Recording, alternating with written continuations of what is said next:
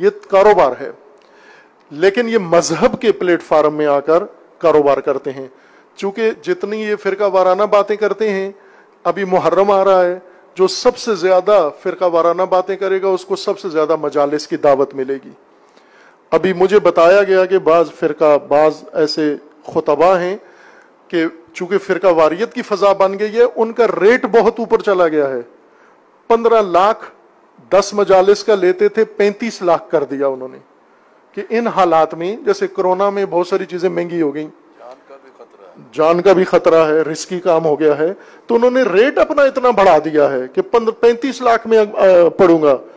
और ज़ाहिर है वो दूसरी तरफ भी ऐसा ही है, ये जो बड़े बड़े ललकारे हैं और डायलॉग बोलते हैं और रजस पढ़ रहे हैं, ये दर हकीकत चंद कामों के लिए ये काम करते हैं। ये बिल्कुल मजहब नहीं है, कारोबार है इनका, या अपने फिरके में हीरो बनना चाहते हैं, या ये बाकायदा मुसद्दका बातें हैं। मैं इनके सबूत भी दे सकता हूँ।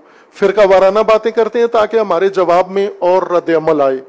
वो रद्द अमल क्लिप बनाकर ये ले जाते हैं सरकारी इदारों में, अदालतों में, और जाकर उनसे सिक्योरिटी मांगते हैं कि हमारी जान को खतरा है, चूंकि हमारे खिलाफ ये क्लिप निकला है।